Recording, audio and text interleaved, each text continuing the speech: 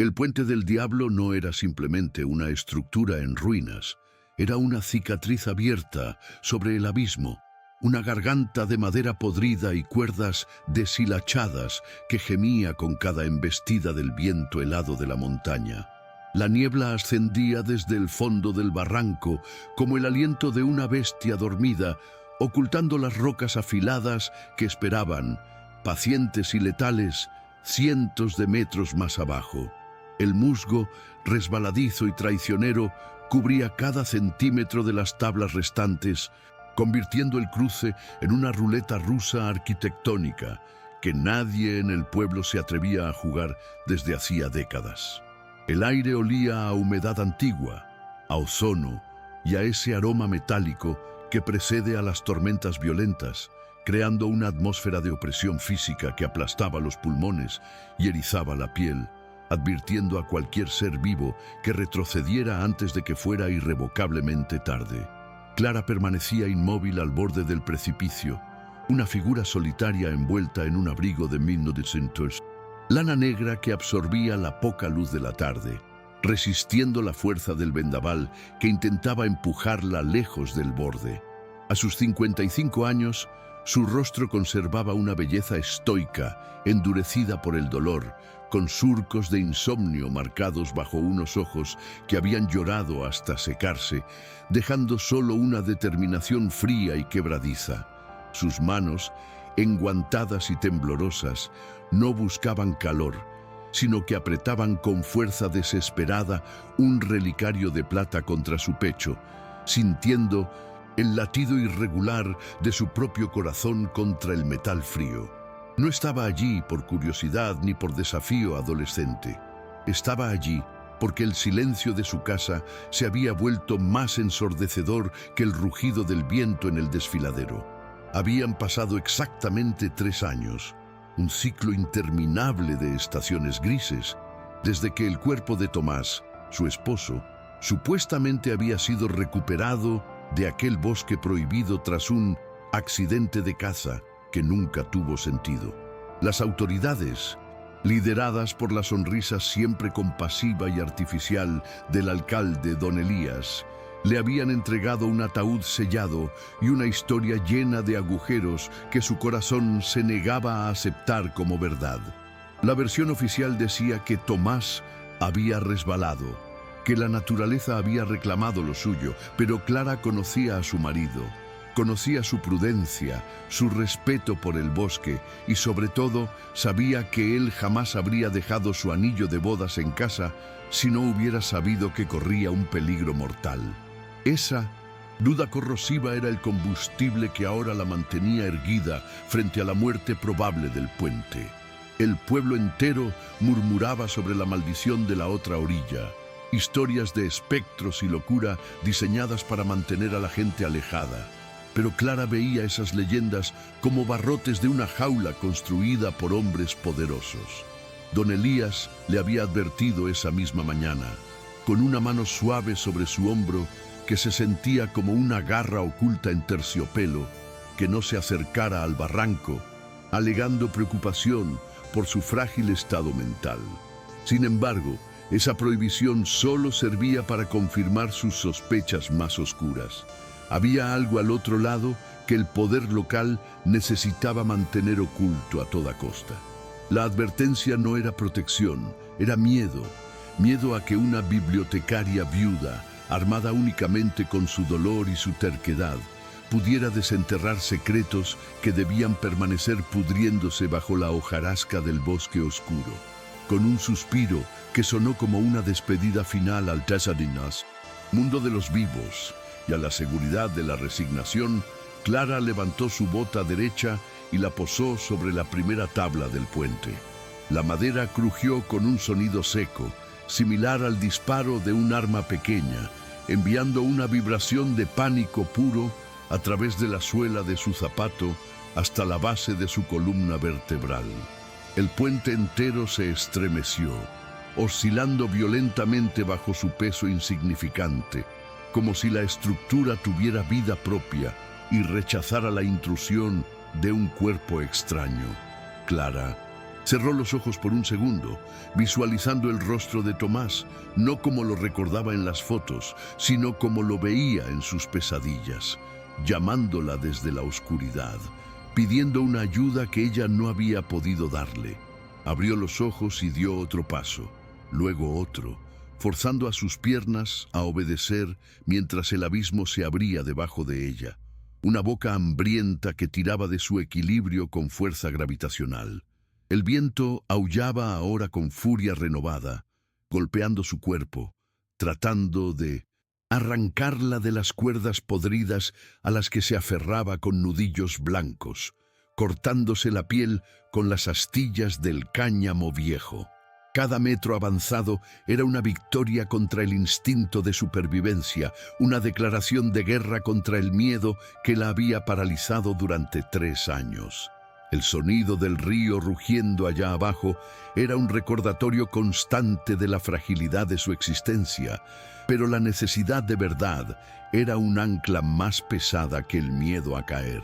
De repente, cuando estaba suspendida en el punto más bajo y vulnerable del trayecto, una ráfaga despejó momentáneamente la cortina de niebla en la orilla opuesta, revelando algo imposible. No era el vacío desolado que esperaba, ni la vegetación salvaje e impenetrable. Era una columna de humo, fina y gris, que se elevaba con propósito desde una arboleda muerta. Y junto al origen del humo, una figura encorvada, casi inhumana, que parecía esperarla, inmóvil como una gárgola de carne y hueso. El corazón de Clara se detuvo un instante. Alguien vivía en la tierra de los muertos, alguien que observaba el puente roto, y esa presencia encendió la pregunta dramática que quemaba su alma. ¿Qué secreto protegía ese guardián del infierno sobre la tumba de su esposo? Clara cayó de rodillas sobre la tierra húmeda de la orilla prohibida, sus pulmones ardiendo con el esfuerzo agónico de haber cruzado el abismo, sintiendo cómo el suelo bajo sus manos no era firme, sino una alfombra esponjosa de hojas en descomposición y barro negro. El silencio en este lado del barranco era absoluto, una pesadez antinatural que devoraba el sonido del viento y dejaba solo el eco martilleante de su propia respiración entrecortada y el latido desbocado en sus sienes. No había pájaros cantando ni insectos zumbando. La ausencia de vida era tan palpable que parecía tener peso físico, presionando contra sus hombros ya cargados por el luto. Al levantar la vista, el bosque se alzaba ante ella como una catedral gótica en ruinas, con troncos inmensos cubiertos de líquenes grises que parecían piel enferma, bloqueando cualquier rastro de luz solar y sumiendo el mundo en un crepúsculo perpetuo y asfixiante. Su mente, todavía tambaleándose por la adrenalina del cruce, retrocedió involuntariamente a la seguridad estéril de la biblioteca municipal, su refugio y prisión durante los últimos 3 años. Allí, entre el olor a papel viejo y polvo, había intentado enterrarse en vida, catalogando historias ajenas para no tener que enfrentar la vacuidad de la suya propia. Recordó la textura de los libros bajo sus dedos, el único contacto físico que había permitido desde la muerte de Tomás, y cómo el silencio de la biblioteca era reconfortante, a diferencia de este silencio depredador del bosque. En el pueblo, su dolor se había convertido en una atracción turística morbosa, la viuda del puente, una etiqueta que la deshumanizaba y la mantenía aislada, observada siempre con una mezcla de lástima y superstición por vecinos que bajaban la mirada al cruzarse con ella. La imagen de don Elías invadió sus pensamientos con la claridad hiriente de un flash fotográfico. Su figura impecable vestida de blanco lino, contrastando violentamente con la mugre moral que ella sabía que él escondía. Recordó su visita a la biblioteca apenas 2 días atrás, su voz suntuosa y paternal resonando entre las estanterías mientras fingía interés por una donación de libros. El alcalde se había acercado demasiado, invadiendo su espacio personal con un aroma a colonia cara y tabaco dulce, y había posado una mano manicurada sobre su escritorio con una delicadeza que no ocultaba la amenaza subyacente. Sus ojos, oscuros y vacíos de empatía, la habían escrutado mientras le aconsejaba dejar de hacer preguntas sobre el accidente, sugiriendo que la curiosidad en una mujer sola era una invitación a la desgracia. Esa conversación había sido el catalizador, la confirmación de que la versión oficial sobre la muerte de Tomás era una construcción endeble, sostenida por el miedo colectivo y la corrupción sistémica. Don Elías controlaba cada aspecto del pueblo, desde la comisaría hasta la iglesia, tejiendo una red de favores y silencios que asfixiaba cualquier intento de disidencia. Clara sabía que al estar allí, al haber puesto un pie en el dominio privado del alcalde, había cruzado una línea invisible de la que no había retorno. No solo estaba desafiando una leyenda local sobre espíritus y maldiciones, estaba declarando la guerra al hombre más poderoso de la región, un cacique que no dudaría en aplastarla como a un insecto si descubría su insolencia. Se puso de pie con dificultad, sus articulaciones protestando por la humedad fría que se filtraba a través de su ropa, recordándole que su cuerpo de 55 años no estaba hecho para la aventura ni para la supervivencia. Se alisó el abrigo de lana, un gesto de dignidad inútil en medio de la naturaleza salvaje, y verificó por enésima vez el contenido de sus bolsillos. Una linterna pequeña, una navaja que apenas sabía usar y la foto arrugada de Tomás.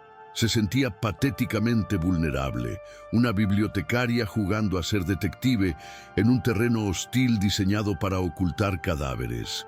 El miedo era un sabor metálico en su boca, una náusea constante que amenazaba con paralizarla, pero la imagen del ataúd cerrado de su esposo le inyectó una dosis de ira necesaria para dar el primer paso hacia la espesura. El bosque parecía reaccionar a su presencia.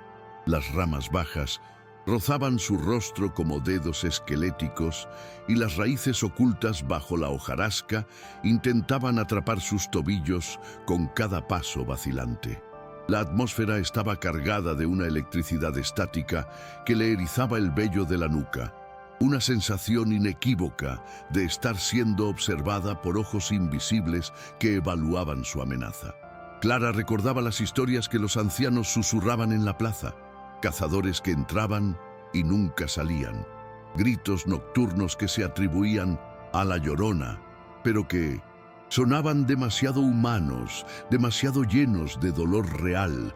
Ahora entendía que el terror folclórico era una herramienta útil, una barrera psicológica construida por Don Elías para mantener a los curiosos lejos de sus secretos. La vulnerabilidad de Clara no era solo física, era profundamente emocional, una herida abierta que sangraba con cada recuerdo de su vida anterior. Pensó en las mañanas de domingo con Tomás, en el olor a café y tostadas, en la seguridad de sus brazos fuertes que prometían protección contra todo mal. Esa seguridad se había evaporado la noche que la policía llamó a su puerta con sombreros en mano y miradas esquivas, entregándole una bolsa de plástico con las pertenencias de él y una historia que no encajaba. La culpa la golpeó de nuevo, esa compañera constante que le susurraba que debería haberle impedido salir esa noche, que debería haber notado su nerviosismo, que su amor debería haber sido suficiente para salvarlo.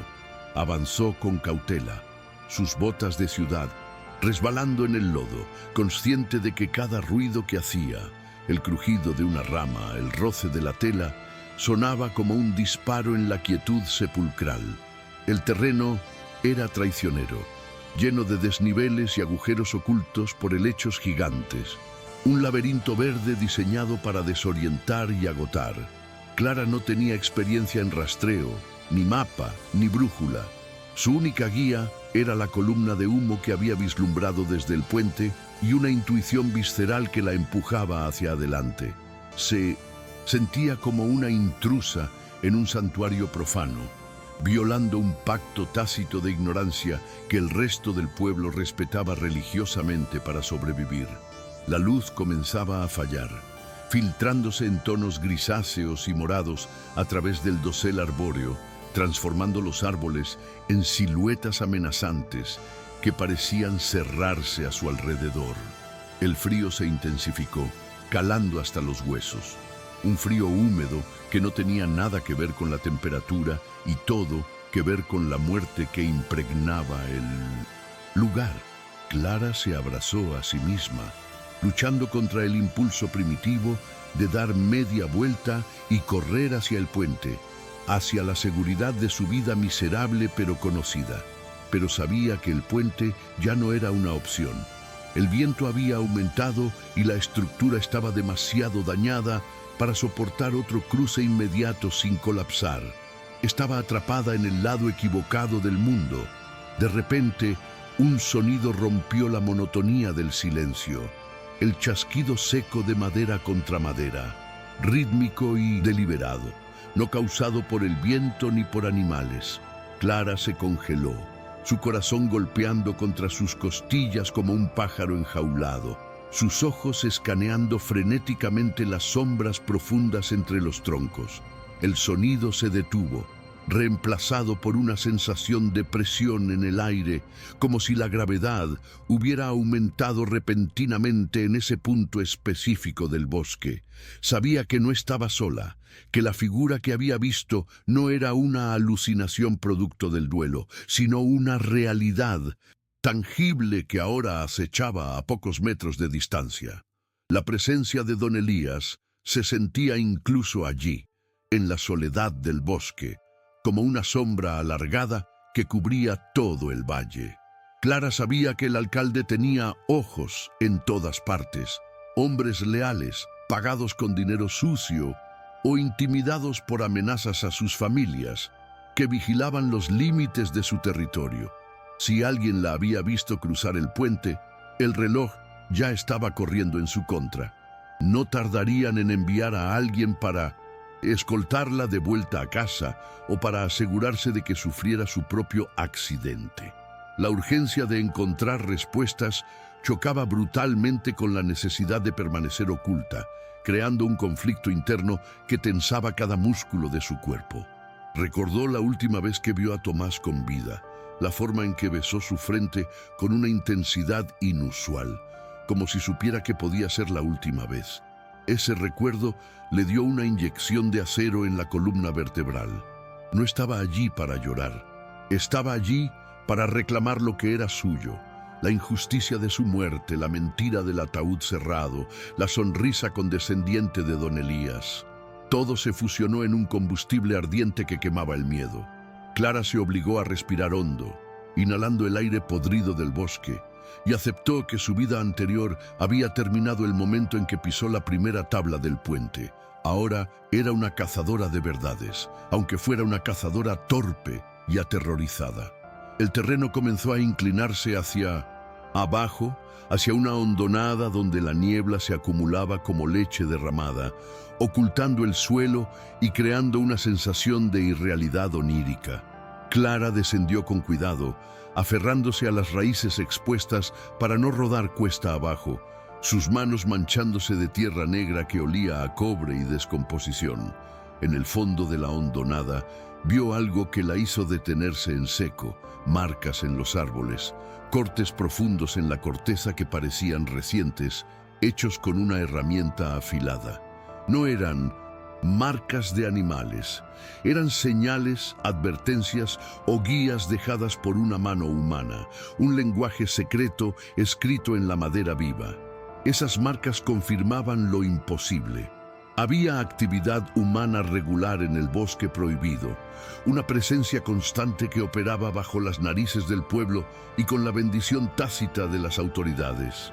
Clara pasó los dedos por uno de los cortes, sintiendo la resina pegajosa, y sintió un escalofrío de reconocimiento, la altura de la marca, la fuerza necesaria para hacerla.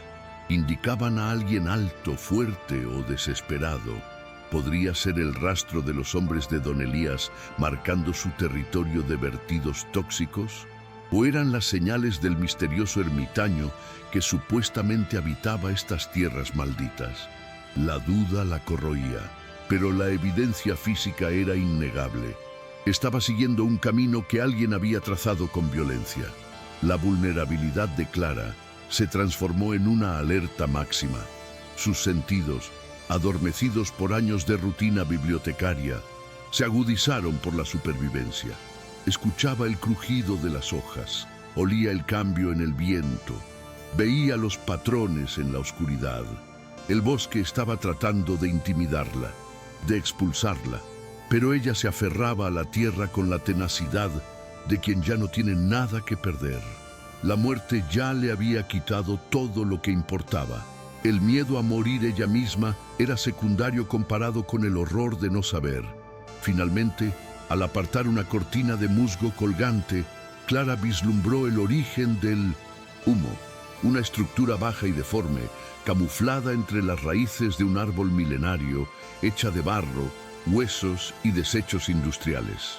No parecía una casa, sino un tumor que había crecido en el costado del bosque. El setup de su pesadilla estaba completo.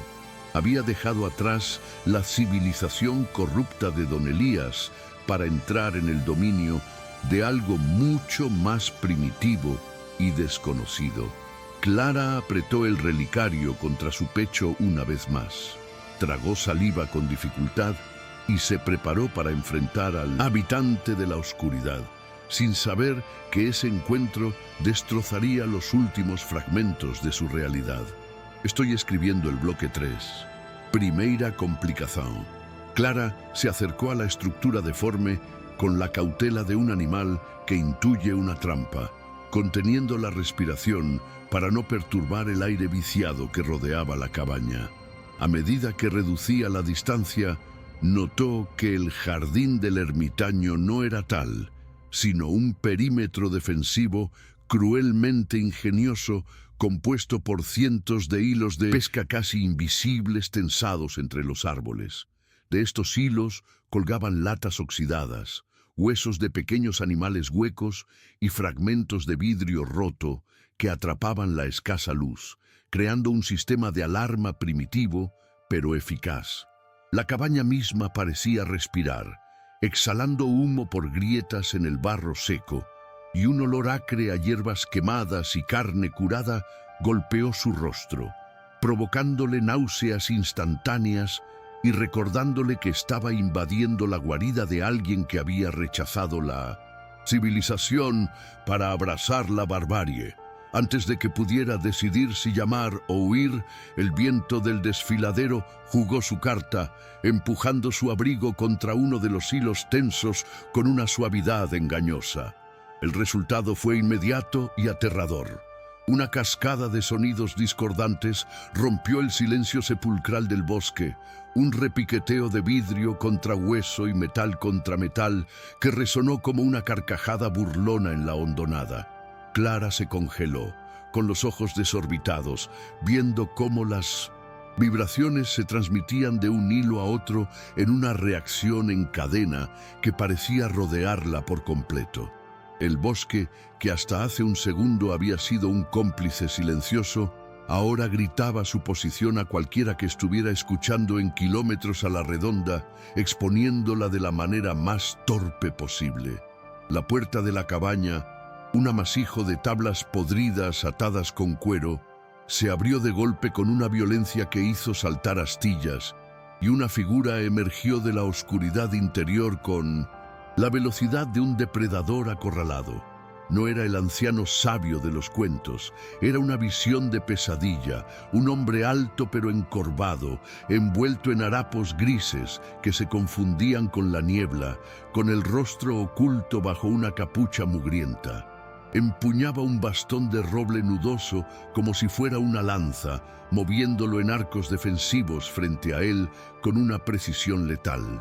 Clara retrocedió tropezando, el pánico cerrando su garganta, dándose cuenta de que su búsqueda romántica de respuestas Acababa de chocar frontalmente con una realidad brutal y peligrosa que la superaba. El hombre se detuvo bruscamente, girando la cabeza de lado a lado como un radar, y cuando la capucha se deslizó ligeramente hacia atrás, Clara tuvo que sofocar un grito de horror puro. El rostro del ermitaño era un mapa de dolor.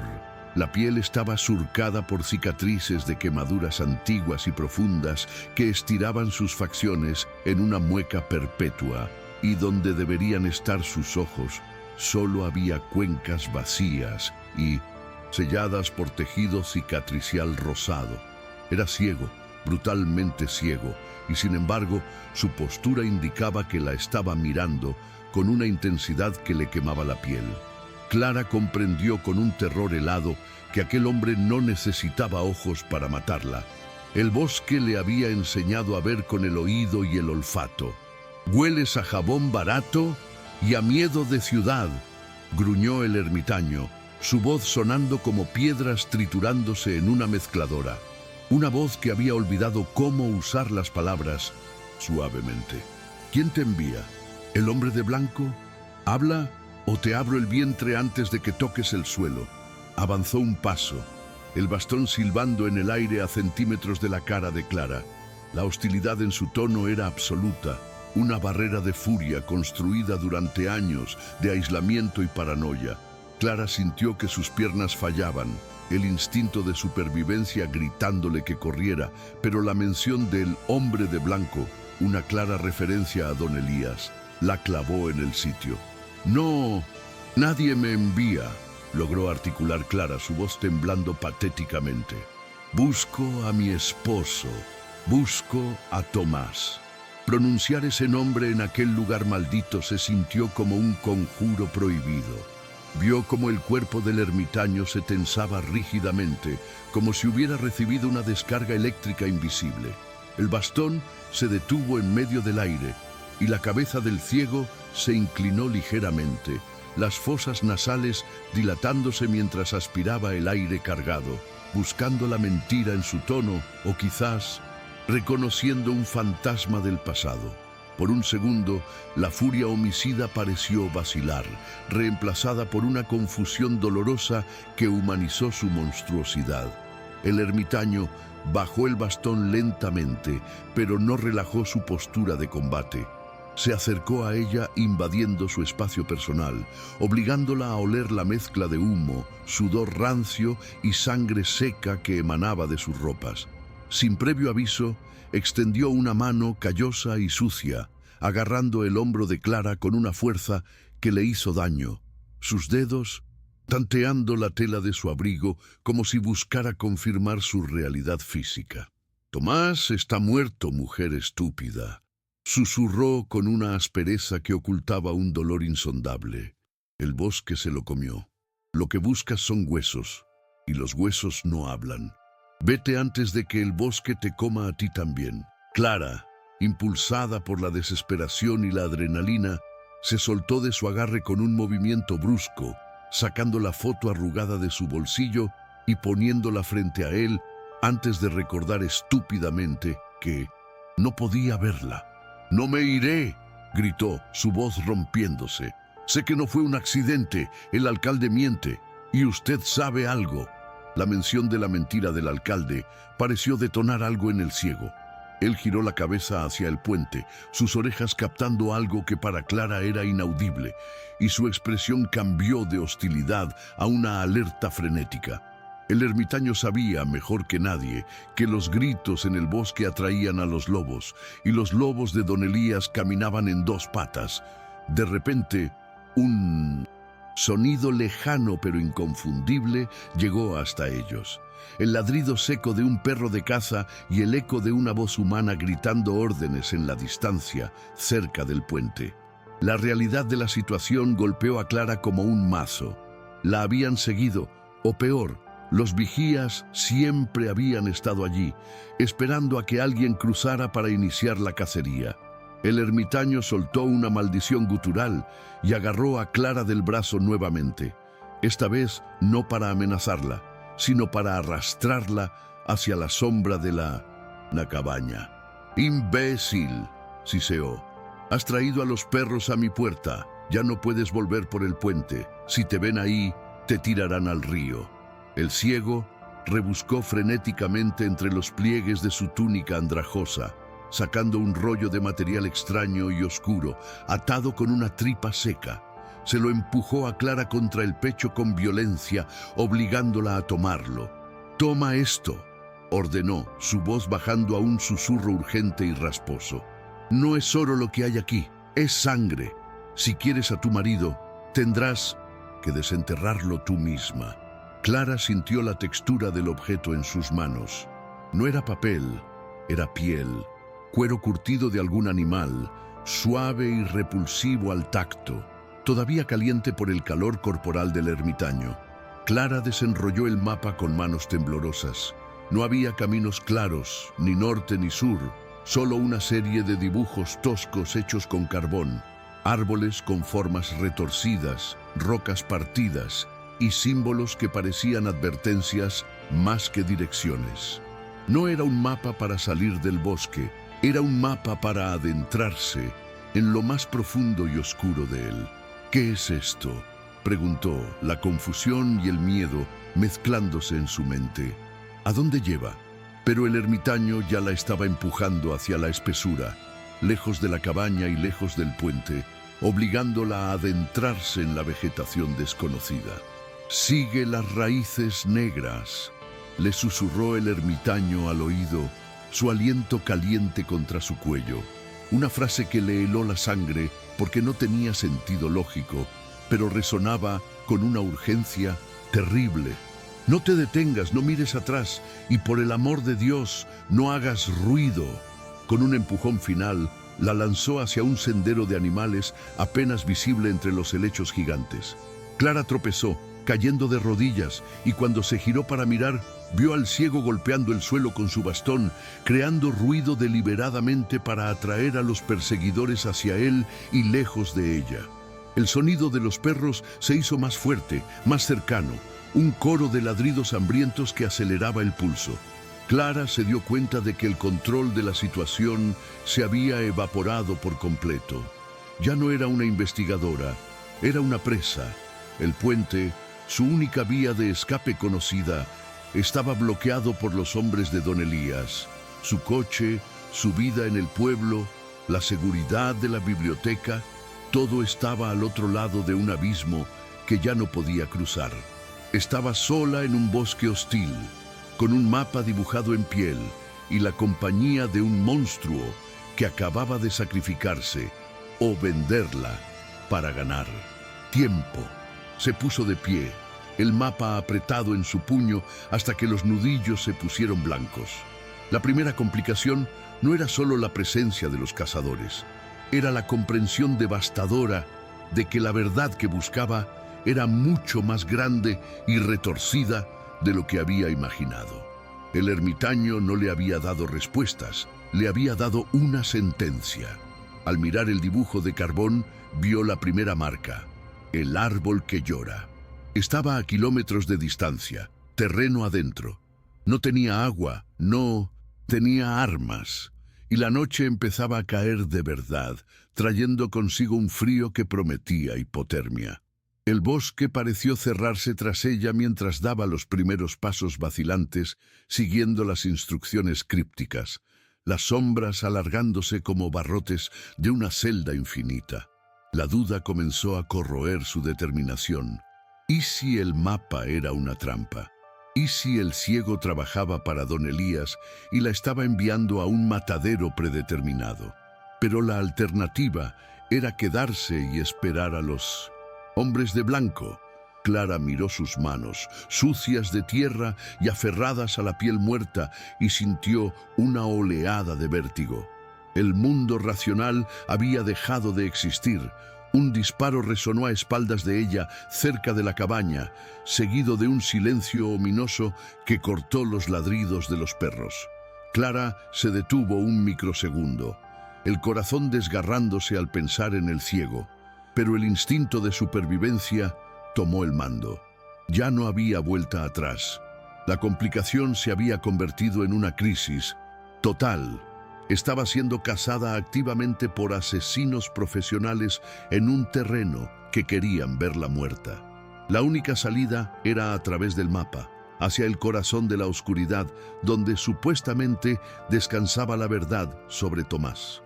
Con lágrimas de frustración y miedo nublando su vista, Clara obligó a sus piernas a correr, ignorando el dolor en sus pulmones y los rasguños de las ramas en su cara.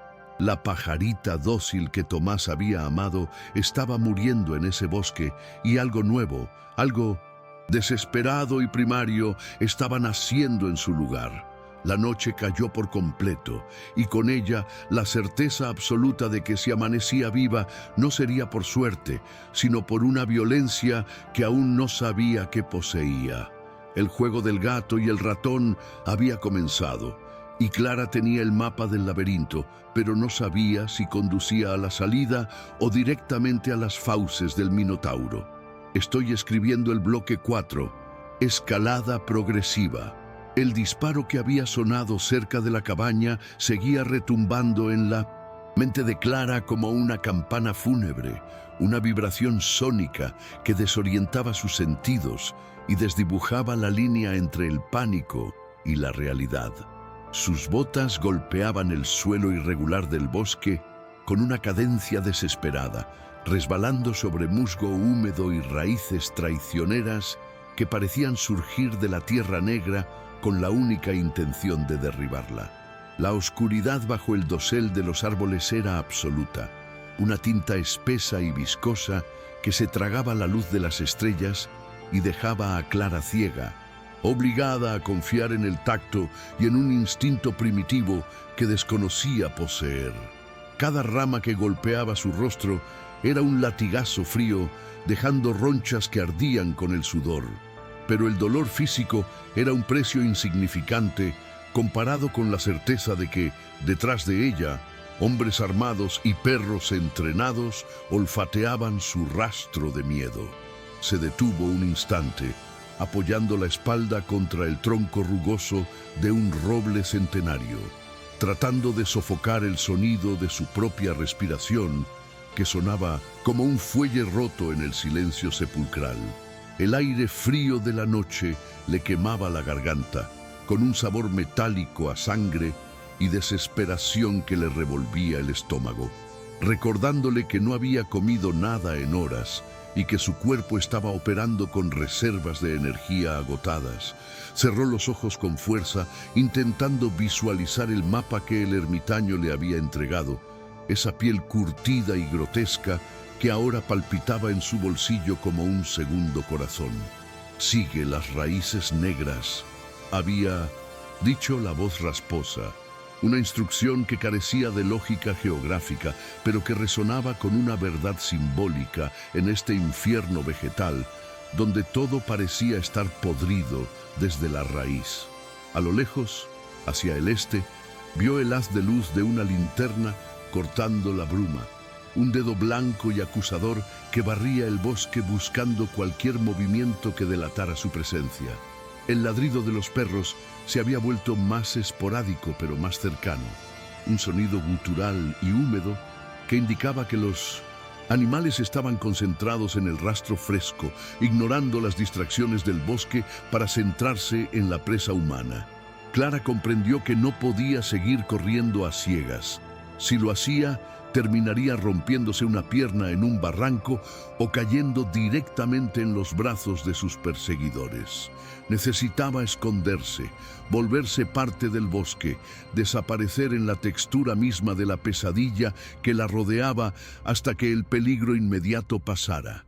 Se dejó caer al suelo, arrastrándose como un reptil hacia el hueco formado por las raíces levantadas de un árbol caído, sumergiéndose en el barro frío y la hojarasca en descomposición que olía a hongos y tiempo muerto. El lodo se filtró a través de su ropa, helándole la piel, pero esa capa de suciedad era su único camuflaje contra la tecnología y la brutalidad de los hombres de Don Elías. Apretó los dientes para no tiritar, sintiendo cómo los insectos de la tierra se movían cerca de su cara. Una invasión minúscula que en su vida anterior le habría provocado histeria, pero que ahora aceptaba como parte del precio de la invisibilidad. Desde su escondite, observó cómo las luces se acercaban, bailando entre los troncos como fuegos fatuos mecánicos, trayendo consigo el crujido pesado de botas militares aplastando la vida del sotobosque. Dos hombres pasaron a menos de 10 metros de su posición, sus siluetas recortadas contra la luz de sus propias linternas, figuras macizas y anónimas que cargaban rifles con una familiaridad aterradora. Clara pudo escuchar sus voces, distorsionadas por la distancia y el viento, pero lo suficientemente claras para helarle la sangre. Hablaban de ella no como una persona, sino como un problema logístico, un cabo suelto que don Elías quería cortar antes del amanecer. Uno de ellos rió, un sonido seco y cruel, comentando que el bosque siempre se encargaba de los turistas, pero que esta vez tendrían que ayudar a la naturaleza a acelerar el proceso. Esa risa fue la confirmación final de que no había posibilidad de negociación ni de clemencia. Era matar o morir, esconderse o ser enterrada en una fosa sin nombre. Esperó una eternidad, contando los latidos de su corazón hasta que las luces se desvanecieron en la distancia y el sonido de los pasos fue reemplazado nuevamente por los ruidos nocturnos del bosque. Solo entonces se atrevió a moverse, emergiendo de su tumba temporal cubierta de barro y hojas, sintiéndose más bestia que humana, despojada de cualquier vestigio de la bibliotecaria civilizada que había cruzado el puente horas atrás. Sacó el mapa y encendió su pequeña linterna por un segundo, protegiendo el haz de luz con su abrigo para no delatar su posición, y estudió los trazos de carbón con una intensidad maníaca. El primer hito, el árbol que llora, estaba dibujado cerca de una bifurcación de arroyos secos, y Clara sabía instintivamente que debía dirigirse hacia allí, no porque esperara encontrar un tesoro, sino porque el ermitaño había marcado ese punto, con una presión tal que el carbón casi había rasgado la piel. El camino hacia el árbol fue una tortura lenta, una marcha forzada a través de zarzas que desgarraban su ropa y arañaban su piel, dibujando líneas de sangre que se mezclaban con el barro. Clara avanzaba con la mente disociada, permitiendo que sus piernas se movieran por inercia, mientras sus pensamientos volaban hacia Tomás, preguntándose si él había caminado por este mismo sendero, si había sentido el mismo miedo frío que ahora la consumía a ella. La imagen de su esposo, siempre tan seguro y racional, contrastaba violentamente con la locura del entorno, y esa disonancia alimentaba su sospecha de que Tomás había vivido una doble vida, una existencia secreta que ella, en su ingenuidad doméstica, nunca había llegado a vislumbrar. El dolor del duelo se transformaba lentamente en una curiosidad dolorosa, una necesidad de conocer al hombre detrás del marido.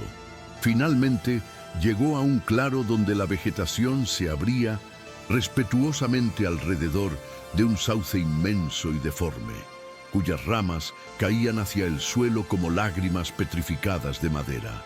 El árbol que llora no era una metáfora poética. La corteza del tronco supuraba una resina espesa y oscura que brillaba a la luz de la luna filtrada, dándole al árbol una apariencia de sufrimiento eterno y orgánico. Clara se acercó, sintiendo una energía pesada en el aire, una vibración de tristeza acumulada que parecía emanar de las raíces mismas del gigante vegetal.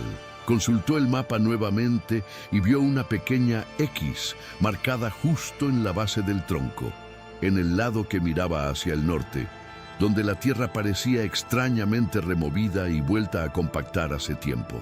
Cayó de rodillas y comenzó a cavar con las manos desnudas, ignorando el dolor en sus uñas y la frialdad del suelo, arañando la tierra como un animal buscando un hueso enterrado. La tierra estaba dura, compactada por las lluvias y el tiempo, pero la desesperación le daba a Clara una fuerza antinatural, permitiéndole arrancar terrones y piedras con una furia silenciosa. Sus dedos sangraban, mezclando su propia esencia con la del bosque, en un pacto de sangre involuntario que sellaba su destino con el de la tierra maldita. Después de varios minutos de esfuerzo frenético, sus dedos golpearon algo duro y artificial, un sonido hueco que detuvo su corazón por un instante. No era una raíz ni una piedra, era metal. Desenterró el objeto con cuidado tembloroso, limpiando la capa de suciedad que lo cubría hasta revelar una pequeña caja de metal oxidado, del tipo que se usa para guardar tabaco o señuelos de pesca. Con manos que apenas le respondían, forzó la cerradura corroída, que se dio con un chasquido triste, y levantó la tapa esperando encontrar dinero, drogas o quizás nada en absoluto. Lo que encontró fue mucho más devastador. Envuelta en un pañuelo de seda azul que ella misma le había regalado a Tomás hacía 10 años, había una placa dorada, pesada y fría.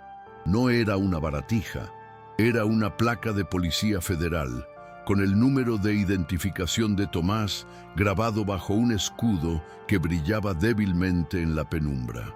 Clara soltó un jadeo ahogado, dejando caer la caja al suelo mientras sostenía la placa con ambas manos, mirándola como si fuera un artefacto alienígena. Tomás no era policía. Tomás era un contable, un hombre de números y rutinas predecibles que trabajaba en la gestión de fincas locales. O eso era lo que él le había hecho creer durante 30 años de matrimonio. La placa no parecía falsa. Tenía el peso de la autoridad y el desgaste del uso real.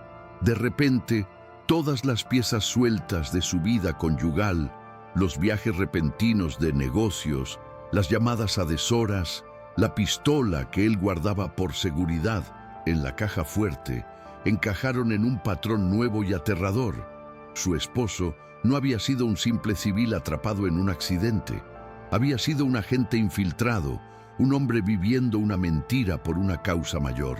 La revelación la golpeó con la fuerza de un tsunami emocional, derribando los cimientos de su memoria y tiñendo cada recuerdo feliz con la sombra de la duda y el secreto.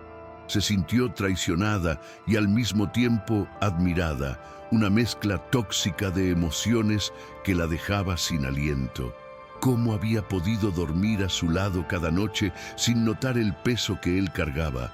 ¿Cómo había podido ser tan ciega a la realidad de quién era el hombre que amaba? La placa en sus manos no era solo metal, era la prueba de que su matrimonio había sido un escenario, un refugio seguro para un hombre que vivía en el peligro constante. Y ahora, ese peligro había reclamado su vida y amenazaba con reclamar la de ella. Miró la placa, manchada con sus propias huellas dactilares ensangrentadas, y sintió una soledad tan profunda que el bosque a su alrededor pareció retroceder respetuosamente. Estaba sola no solo en el espacio físico, sino en su propia historia, descubriendo que la persona que más conocía era, en realidad, un extraño heroico y trágico. Las lágrimas que finalmente brotaron de sus ojos no eran de miedo, sino de una tristeza infinita por las conversaciones que nunca tuvieron, por las verdades que él nunca pudo compartir para protegerla, dejándola ahora con el rompecabezas de su muerte. En ese momento de quietud dolorosa, bajo la sombra del árbol que lloraba resina, Clara sintió una conexión invisible con todos aquellos que alguna vez han descubierto que el amor no siempre significa transparencia total. A veces, para proteger a quienes amamos, construimos muros de silencio que, al caer, duelen más que la verdad misma. Si alguna vez has sentido el frío de descubrir un secreto en quien creías conocer mejor que a ti mismo, o si llevas una verdad que no puedes decir para no herir, sabes que el peso del silencio es la carga más pesada que un ser humano puede llevar. Clara se secó las lágrimas con el dorso de la mano, guardando la placa en el bolsillo interior de su abrigo. justo sobre su corazón, donde el metal frío quemaba, contra su piel. La tristeza dio paso a una ira gélida y calculadora. Si Tomás había sido un policía, entonces su muerte no había sido un accidente de caza, sino una ejecución. Había sido asesinado porque estaba cerca de descubrir algo, y don Elías y sus hombres eran los verdugos. Ya no se trataba solo de recuperar un cuerpo, se trataba de terminar la misión que su esposo había comenzado, de hacer que su sacrificio valiera algo más que una tumba clandestina en un bosque olvidado. Se puso de pie, ignorando el dolor de sus rodillas y el cansancio que tiraba de sus párpados, sintiendo una nueva determinación endurecer sus músculos. La pajarita había muerto junto al árbol. Quien se levantaba era la viuda de un oficial caído, una mujer con una causa y un mapa. Miró el dibujo de piel nuevamente, buscando el siguiente hito con ojos de depredadora. La piedra partida indicaba el carbón, un lugar situado más arriba en la montaña, cerca de las antiguas minas. Si la primera pista había revelado la identidad de Tomás, la segunda seguramente revelaría el motivo de su muerte. El clima comenzó a cambiar bruscamente, como si el bosque respondiera a su cambio de humor. Las nubes se cerraron sobre la luna y una lluvia fina y helada comenzó a caer, empapando la tierra y convirtiendo el suelo en una pista de patinaje de lodo negro. El sonido de la lluvia enmascaraba sus pasos, pero también reducía la visibilidad a casi cero, añadiendo una capa más de dificultad a su ascenso. Clara avanzó, resbalando y cayendo, levantándose cada vez con más furia, usando las raíces como escalones y las ramas como cuerdas, peleando contra la gravedad y los elementos con una tenacidad suicida. En un momento de descuido, su bota resbaló sobre una roca mojada y su tobillo se torció con un crujido doloroso que la hizo gritar ahogadamente. Cayó de costado, rodando unos metros por la pendiente hasta detenerse contra un tronco podrido, el dolor irradiando desde su pierna como fuego líquido. Mordió el labio hasta sentir el sabor de la sangre para no gritar de nuevo, sabiendo que cualquier sonido fuerte sería una invitación para los cazadores. Se quedó allí, jadeando en el barro, tocándose el tobillo hinchado, y por un momento la tentación de rendirse fue abrumadora. Solo tenía que cerrar los ojos y dejar que el frío la llevara, dejar de luchar, dejar de sufrir. Pero entonces un olor químico y picante llegó a su nariz, cortando a través del aroma a tierra mojada y lluvia. No era el olor del bosque, era algo industrial, sintético y venenoso. Clara se arrastró unos metros más, apartando unos helechos gigantes, y se encontró al borde de una hondonada que no aparecía en los mapas oficiales del pueblo. Abajo, parcialmente enterrados en el lodo y cubiertos de vegetación muerta, había docenas de barriles oxidados con símbolos de peligro apenas visibles. Un líquido viscoso y fluorescente se filtraba de uno de ellos, quemando la hierba alrededor y fluyendo hacia el arroyo que alimentaba el agua del pueblo. El horror de la escena la paralizó momentáneamente. Don Elías no solo era un asesino, era un monstruo que estaba envenenando su propia tierra, vertiendo residuos tóxicos en el corazón del bosque protegido para ahorrar dinero a corporaciones sin rostro. Clara entendió de golpe la magnitud de lo que Tomás había descubierto. No se trataba de drogas o contrabando menor. Se trataba de un crimen ambiental masivo que afectaba la salud de miles de personas, incluyendo a Mauset, los niños que bebían esa agua y enfermaban misteriosamente. La corrupción era literal y metafórica, una podredumbre que se extendía desde la tierra hasta las almas de los hombres que la gobernaban. Sacó su teléfono móvil, sabiendo que no tenía señal, pero usó la cámara para tomar una foto de los barriles, con la esperanza desesperada de que esa evidencia pudiera ver la luz del día. El flash iluminó la escena por una fracción de segundo, y en ese instante Clara vio algo más entre los barriles. Restos de ropa, zapatos viejos, fragmentos de vidas descartadas junto a la basura tóxica. El bosque era un cementerio y un basurero, el lugar donde don Elías escondía todo lo que no quería que el mundo viera. La náusea la invadió, violenta y ácida, obligándola a cubrirse la boca para no vomitar. Un chasquido de una rama rompiéndose muy cerca la sacó de su estupor. Clara apagó el teléfono y se pegó al suelo, el corazón latiendo tan fuerte que temía que hiciera vibrar la tierra. No eran los perros. Esta vez, el sonido era demasiado pesado, demasiado torpe. Alguien caminaba hacia la hondonada, probablemente para verificar los barriles o para deshacerse de algo más. Clara contuvo la respiración hasta que sus pulmones ardieron, viendo a través de las hojas cómo una figura encapuchada se detenía al borde del vertedero. Encendía un cigarrillo y miraba hacia la oscuridad con indiferencia aburrida. Era uno de los sicarios, tan cerca que podía oler el tabaco barato.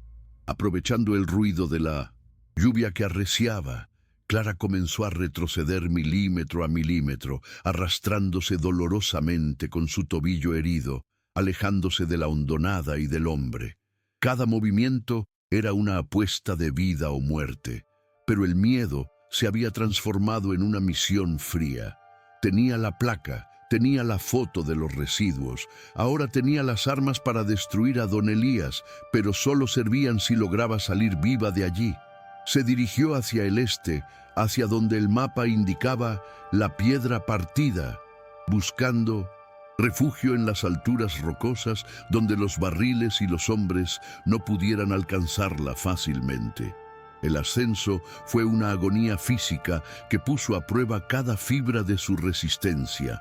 La lluvia había convertido el sendero en un río de lodo, y Clara tenía que clavar sus dedos en la tierra para no resbalar hacia atrás. El frío le entumecía las extremidades, haciendo que sus movimientos fueran torpes y lentos, y la falta de comida comenzaba a nublar su mente, provocando destellos de luces en su visión periférica. Empezó a escuchar susurros en el viento, voces que sonaban como la de Tomás, animándola a seguir, diciéndole: «Un paso más, pajarita, solo uno más». No sabía si era una alucinación o una presencia real, pero se aferró a esa voz como a un salvavidas en medio de la tormenta. Después de horas de escalada infernal, las formas de los árboles comenzaron a dar paso a formaciones rocosas afiladas y grises.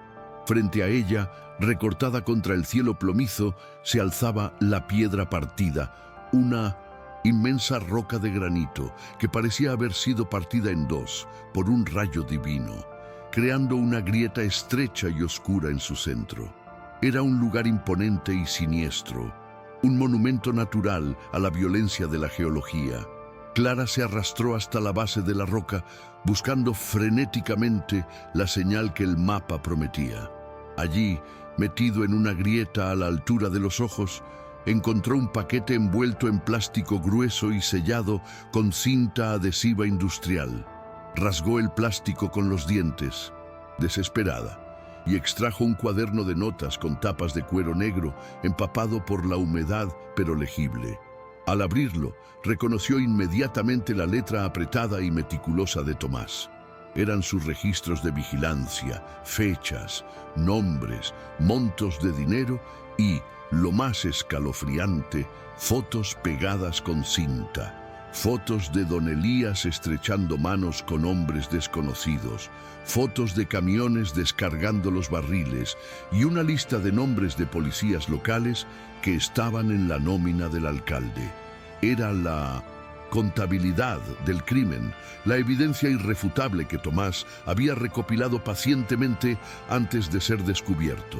Pero al final del cuaderno había una nota garabateada con una letra diferente, temblorosa y caótica, escrita con carbón. Ellos saben quién soy. No puedo volver a casa. Si lees esto, Clara, perdóname por no ser valiente. Perdóname por esconderme. Clara leyó la nota una y otra vez, confundida. Esa no era la letra de Tomás. era la letra del ermitaño. ¿Por qué el ermitaño tenía el cuaderno de Tomás? ¿Por qué escribía como si él fuera el perseguido? Una duda terrible comenzó a germinar en su mente. ¿Y si el ermitaño no era un aliado, sino alguien que había traicionado a Tomás y ahora se arrepentía? ¿O había una conexión más profunda que su mente agotada no lograba procesar? La temperatura cayó bruscamente mientras se acercaba el amanecer, un frío que mordía la piel y ralentizaba el flujo sanguíneo. Clara se refugió en la grieta de la piedra partida, temblando incontrolablemente, abrazando el cuaderno contra su pecho para darle calor o para recibirlo de él. Sus ojos se cerraban solos, el agotamiento ganando la batalla contra la voluntad. En su estado de duermevela, vio una figura de pie frente a ella, borrosa por la lluvia. Era Tomás, pero no como lo recordaba, sino con el rostro cubierto de sombras, señalando hacia el norte con un dedo acusador. «No duermas», susurró la visión. «Si duermes, mueres». Se despertó sobresaltada, con el corazón desbocado, dándose cuenta de que el sueño le había salvado la vida. El sonido de las botas se acercaba de nuevo, esta vez desde abajo, escalando las rocas con eficiencia militar. Los hombres de Don Elías habían encontrado su rastro o deducido su destino. Clara se obligó a levantarse, sus músculos gritando en protesta, y miró el mapa por última vez. El sendero desde la piedra partida llevaba a una zona marcada con calaveras, la Cueva de los Lamentos. Era un callejón sin salida o un refugio final. No había otra opción. Salió de la grieta y comenzó a correr, cojeando por la cresta de la montaña rocosa, expuesta al viento y a la vista. Abajo, en el valle, vio las luces de los vehículos todoterreno acercándose, cerrando el cerco. Ya no era una búsqueda, era un asedio. Clara sentía que el mapa la estaba guiando hacia el centro de una trampa, pero la alternativa era detenerse y esperar la bala. La desconfianza hacia el ermitaño crecía con cada paso. ¿La estaba enviando a su muerte para salvarse él? ¿O la estaba guiando hacia la única verdad que importaba? De repente, el suelo bajo sus pies cambió. La roca dio paso a tierra suelta y montículos extraños, alineados en filas imperfectas. Clara se detuvo jadeando, y al mirar más de cerca, el horror le heló la sangre en las venas. No eran montículos naturales, eran tumbas, docenas de ellas, algunas antiguas y hundidas, otras frescas y con la tierra aún húmeda. Había llegado al cementerio secreto de Don Elías, el lugar donde terminaban todos, los que estorbaban, el destino final de las desapariciones del pueblo. Tropezó con algo que sobresalía de la tierra de una tumba reciente, una bota de niño. El grito se le atragantó en la garganta, una bola de angustia y repulsión que amenazaba con asfixiarla. El mapa no la había llevado a un tesoro ni a una salida. La había traído al corazón del genocidio silencioso de su pueblo, y en el centro de ese campo de muerte vio una tumba abierta, vacía, como si estuviera esperándola a ella. La metáfora era tan brutal que Clara sintió que la realidad se fracturaba. Entonces, un silbido agudo cortó el aire, diferente al viento. Era una señal humana, coordinada. Clara giró la cabeza y vio a 3 hombres emergiendo de la línea de árboles a menos de 50 metros, apuntando sus armas hacia ella. ¡Ahí está! ¡No disparen a la cabeza! ¡El patrón la quiere viva primero!, gritó uno. El terror le dio un último impulso de energía. Clara se lanzó hacia adelante, corriendo entre las tumbas, esquivando la muerte que yacía bajo sus pies y la que venía detrás de ella. Frente a ella, la entrada de la Cueva de los Lamentos se abría como una boca negra en la pared de la montaña, exhalando un aire gélido que olía a minerales antiguos. Clara no lo pensó. Se lanzó hacia la oscuridad de la caverna justo cuando una bala impactaba en la roca junto a su cabeza, enviando esquirlas de piedra a su mejilla. Se arrastró hacia el interior, la oscuridad tragándola por completo, dejando atrás la luz gris del amanecer y a los hombres que venían a matarla. Estaba atrapada, herida y aterrorizada, pero había cruzado el umbral hacia el último misterio. El mapa había terminado, ahora solo quedaba la verdad o la muerte. La oscuridad dentro de la cueva de los lamentos no era simplemente la ausencia de luz. Era una entidad física, densa y opresiva, que parecía absorber el oxígeno y amplificar el latido errático del corazón de Clara hasta convertirlo en un tambor de guerra ensordecedor. El aire estaba impregnado de un frío glacial que calaba hasta la médula, con un olor penetrante a minerales húmedos y a corrientes de aire subterráneas que silbaban a través de las grietas de la roca, creando los sonidos que daban nombre al lugar. Lamentos fantasmales, susurros de dolor que parecían venir de las entrañas de la tierra. Clara se arrastró a ciegas, con las manos extendidas temblando violentamente, sintiendo la textura viscosa de las paredes de piedra caliza, mientras sus rodillas sangraban al rasparse contra el suelo irregular. Cada gota de agua que caía desde las estalactitas resonaba como un disparo en la quietud aterradora, manteniéndola en un estado de alerta insoportable donde la cordura comenzaba a deshilacharse.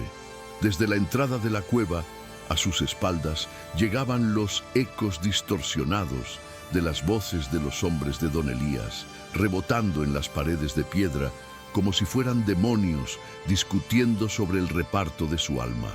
Las linternas de los perseguidores barrían la boca de la caverna, proyectando sombras largas y grotescas que bailaban en el interior, acercándose peligrosamente a su posición precaria.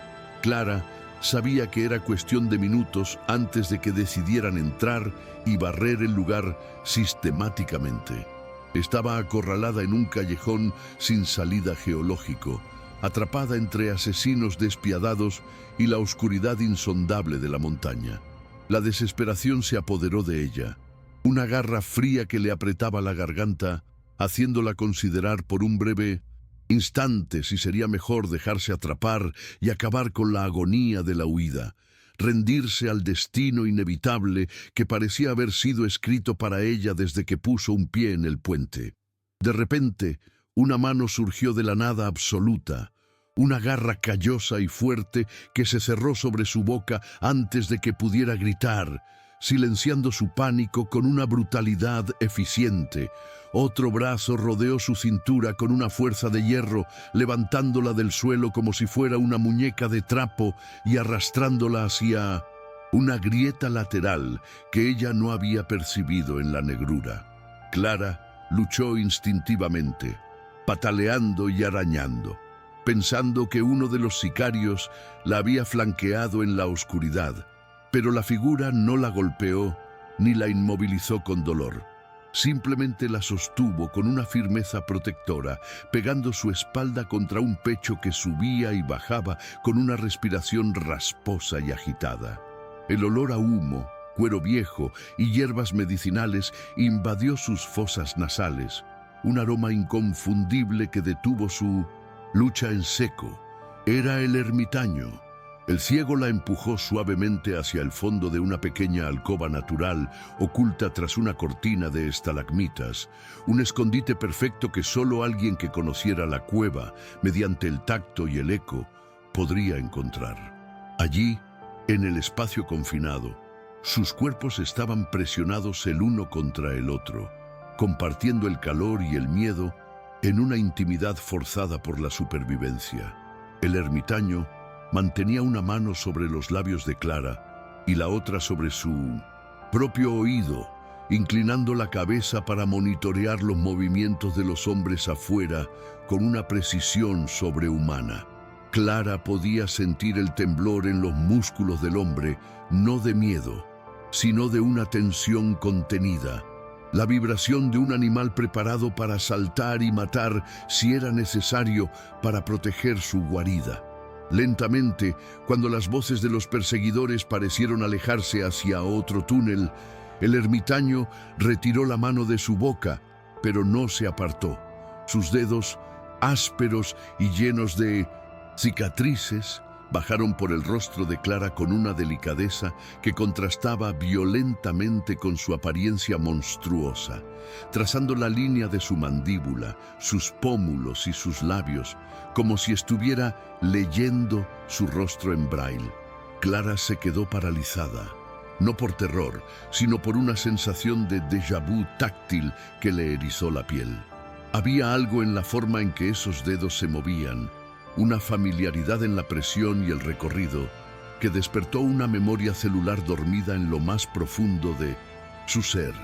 No era el toque de un extraño, era un mapa de afecto que su piel recordaba haber recorrido 1000 veces en otra vida.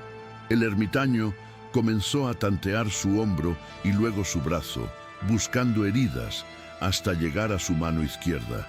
Se detuvo en seco al tocar su dedo anular, rozando el metal frío de su anillo de bodas. Clara sintió cómo el hombre soltaba un suspiro entrecortado, un sonido cargado de un dolor tan profundo que parecía romperle las costillas desde adentro. Él retiró la mano, bruscamente, como si el anillo quemara, y se encogió contra la pared de roca, tratando de poner distancia entre ellos en el espacio minúsculo, ocultando su rostro deforme entre sus rodillas. La reacción fue tan visceral, tan cargada de culpa y vergüenza, que la mente de Clara comenzó a conectar puntos imposibles, piezas de un rompecabezas que su corazón había temido armar desde el principio. A veces, el alma reconoce lo que la mente se niega a aceptar por miedo a la locura. Esa certeza silenciosa de que un vínculo verdadero deja huellas que ni el tiempo ni el dolor pueden borrar. Si alguna vez has sentido la presencia de alguien amado en un gesto, en un silencio o en la oscuridad, sabes que el amor tiene su propio lenguaje que trasciende la lógica. Clara encendió la linterna, ignorando el riesgo, y apuntó el haz de luz tenue directamente hacia el hombre acurrucado. La luz reveló los harapos sucios, la piel quemada y las cuencas vacías, pero también iluminó algo que había pasado desapercibido en el caos del primer encuentro. Colgando de un cordón de cuero mugriento alrededor del cuello del ermitaño, descansaba un anillo de oro simple, gemelo al que ella llevaba en su mano. El brillo del metal fue como un faro en la oscuridad, disipando las últimas sombras de duda. Clara sintió que el suelo desaparecía bajo sus pies, una caída libre emocional más vertiginosa que el abismo del puente. No era posible, no podía ser real, y sin embargo, ahí estaba la prueba, contra el pecho del monstruo. «Tomás», susurró Clara, la palabra saliendo de su boca como una plegaria rota, cargada de incredulidad y esperanza. El nombre flotó en el aire viciado de la cueva, pesado y absoluto. El ermitaño se tensó violentamente, negando con la cabeza, cubriéndose las orejas, como si el sonido de su propio nombre fuera una tortura física. «No, vete, él murió, yo lo maté», murmuró con su voz destrozada por el humo, tratando de mantener la mentira que durante lo había 3 años infernales. Pero su voz, despojada de la furia fingida, tenía la cadencia, el ritmo y la inflexión del hombre con el que ella había compartido 30 años de desayunos y silencios. Clara se abalanzó sobre él, no con miedo, sino con una necesidad desesperada, agarrando sus manos y apartándolas de su rostro. Al hacerlo, la túnica del ermitaño se deslizó, revelando su hombro derecho. Allí, intacta entre el tejido cicatricial de las quemaduras posteriores, estaba la marca de nacimiento en forma de media luna que ella había besado tantas veces. El mundo de Clara se detuvo por completo. El tiempo, el peligro, los hombres armados afuera, todo dejó de existir. Solo existía ese centímetro de piel, esa firma genética irrefutable que confirmaba el milagro y la tragedia. Su esposo no estaba muerto. Su esposo era el espectro ciego que vivía entre los huesos. «¡Mírame! ¡Soy yo!», ¡Soy Clara!, lloró ella sacudiéndolo, olvidando que él no podía verla. Tomás dejó de resistirse, se derrumbó y, sollozando sin lágrimas, un sonido seco y desgarrador que vació sus pulmones de años de soledad. «No quería que me vieras así», gimió él, su voz rompiéndose en pedazos. «Soy un monstruo, Clara. Me quemaron los ojos para que no pudiera testificar, me dieron por muerto. Si volvía, te matarían a ti también. Me quedé aquí para cuidarte desde la oscuridad». La confesión brotó de él como sangre de una arteria abierta, revelando el sacrificio supremo de un hombre que había elegido el infierno en vida para proteger a su mujer. Clara sintió una mezcla de horror y un amor tan feroz que le quemaba el pecho. Entendió de golpe todo el sufrimiento, cada día que él había pasado en este bosque hostil, ciego y solo, escuchando quizás sus pasos cuando ella visitaba el borde del puente, incapaz de llamarla. La muerte de Tomás no había sido un abandono, había sido el acto de protección más extremo imaginable. Él se había convertido en el guardián de su propia tumba para asegurar que ella siguiera viva.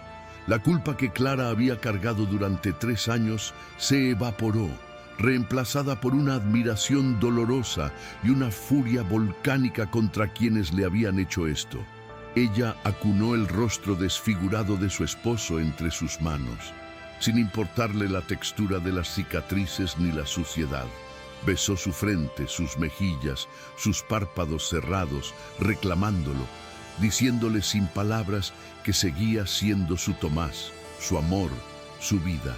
«No eres un monstruo», le susurró con firmeza su voz, adquiriendo una fuerza nueva, una dureza de acero templado. «Eres el hombre más valiente que he conocido, pero ya no te esconderás más. No me iré sin ti». La vulnerabilidad de la viuda había muerto en esa cueva. Ahora nacía la compañera del guerrero, lista para incendiar el mundo si era necesario para sacarlo de allí. Tomás se aferró a ella como un náufrago, sus manos reconociendo la realidad de su esposa viva y presente. «Tienen perros, Clara, tienen rifles, no podemos salir», por ella volviendo a tomar el control. «Miedo, tengo las pruebas, el cuaderno, te las di para que huyeras, no para que te quedaras». Clara negó con la cabeza, secándose las lágrimas con determinación. «Tengo tu placa, tengo las fotos de los vertidos, y ahora te tengo a ti. Ya no se trata de huir, Tomás, se trata de terminar esto. Tú conoces este bosque mejor que ellos. Tú eres el bosque ahora. Sácanos de aquí». Este fue el momento de la verdadera virada. La misión de Clara cambió radicalmente en ese instante de oscuridad compartida. Ya no buscaba respuestas abstractas ni un cierre emocional para un duelo pasado. Su objetivo era tangible, urgente y vivo. Tenía que salvar al hombre que se había destruido a sí mismo para salvarla a ella. La narrativa emocional dio un giro de 180 grados, del luto pasivo a la acción frenética, de la víctima solitaria al equipo formidable. La bibliotecaria y el fantasma ciego contra el ejército del cacique. Clara se puso de pie y ayudó a Tomás a levantarse, entrelazando sus dedos con los de él. El mapa ya no importaba, su brújula era él. Afuera, los gritos de los hombres se hicieron más fuertes. Habían encontrado la entrada de la cueva. «¡Están aquí!», dijo Tomás, inclinando la cabeza, su postura cambiando instantáneamente de la vulnerabilidad a la alerta letal. «Conozco un camino, un túnel inundado que lleva a las minas viejas. Es peligroso. Tendremos que nadar». Clara apretó su mano con fuerza. «Guíame», respondió ella, sin dudar. Juntos se dieron la vuelta y se adentraron en las profundidades de la tierra, dejando atrás la seguridad de la cueva para enfrentar la oscuridad total, listos para la carrera final contra el tiempo y la muerte. El agua helada del túnel subterráneo golpeó el cuerpo de Clara con la violencia de un mazo físico. robándole el aliento y congelando sus músculos instantáneamente en una parálisis dolorosa que amenazaba con ahogarla antes de empezar a nadar. La negrura bajo la superficie era absoluta, un vacío líquido que desorientaba todos sus sentidos, eliminando la gravedad y la dirección hasta dejarla flotando en un limbo sensorial aterrador. Solo la mano de Tomás, aferrada a su muñeca con una fuerza de hierro, la mantenía anclada a la realidad y le daba un vector de movimiento a través de la corriente invisible.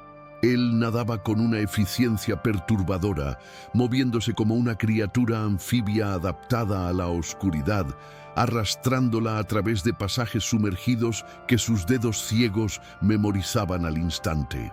Clara pataleaba frenéticamente, sus pulmones ardiendo por la falta de oxígeno, sintiendo cómo el techo de roca rozaba su espalda. Una lápida de piedra que amenazaba con aplastarlos en cualquier segundo si calculaban mal la distancia o la reserva de aire. Emergieron a la superficie en una caverna amplia y resonante, boqueando desesperadamente en busca de aire viciado que sabía a polvo de carbón y metal oxidado, rompiendo la tensión del silencio acuático con sus jadeos agonizantes. La linterna de Clara, milagrosamente aún funcional, aunque parpadeante, reveló un paisaje industrial de pesadilla. Antiguas vías de vagonetas retorcidas como costillas de acero, vigas de madera podrida sosteniendo techos inestables y maquinaria minera abandonada que parecía esqueletos de bestias prehistóricas. Estaban en las entrañas de la vieja mina de plata, el laberinto olvidado que don Elías utilizaba ahora como su patio de recreo para ocultar cadáveres y residuos. El frío de la ropa mojada se pegaba a su piel como una segunda capa dérmica, haciéndolos tiritar incontrolablemente, pero no había tiempo para el calor. El sonido de voces resonando por el túnel que acababan de dejar atrás indicaba que los hombres del alcalde no se habían detenido ante el agua. Tomás se puso de pie, el agua escurriendo de sus harapos y mezclándose con la suciedad del suelo, y giró la cabeza bruscamente hacia la izquierda, sus orejas captando vibraciones que para Clara eran inexistentes. Están entrando por el pozo de ventilación norte. Intentan cortarnos el paso, susurró, su voz tensa y calculadora, trazando un mapa mental de la amenaza en tiempo real. Conocen estas minas mejor que yo. Don Elías debe estar dirigiéndolos por radio. La mención del conocimiento táctico del enemigo aumentó la presión. Ya no era una persecución caótica, era una maniobra militar de cerco. Clara se exprimió el cabello empapado y asintió, aunque él no podía verla, asumiendo su rol en esta danza letal. Ella sería los ojos, él sería el instinto, una simbiosis forjada en el pánico y el amor renacido. Corrieron a través de la galería principal, sus botas chapoteando en charcos de agua negra y aceite. El eco de sus pasos, amplificado por la acústica traicionera de la mina, que devolvía cada sonido multiplicado por 10. Clara guiaba a Tomás, esquivando escombros y agujeros en el suelo, gritando instrucciones cortas y precisas. «¡Derecha! ¡Escalón! ¡Baja la cabeza!», que él obedecía con reflejos instantáneos. La dinámica había cambiado. La fragilidad de Clara se había endurecido en una determinación pragmática, impulsada por la adrenalina de saber que cada metro ganado era un minuto más de vida para Tomás. Él, a su vez, usaba su bastón no solo para tantear, sino para golpear las vigas de soporte al pasar, creando ruidos falsos y distracciones auditivas para confundir a los perseguidores que venían detrás, jugando con la acústica de la cueva como un maestro de orquesta del engaño. Un haz de luz potente barrió la oscuridad frente a ellos, cortando el aire lleno de polvo y obligándolos a lanzarse detrás de una vagoneta volcada justo cuando el estruendo de un disparo rebotaba en las paredes de roca. La bala impactó contra el metal oxidado a centímetros de la cabeza de Clara, enviando esquirlas de óxido y chispas calientes a su cara, un recordatorio brutal de la letalidad de sus enemigos. ¡Allí!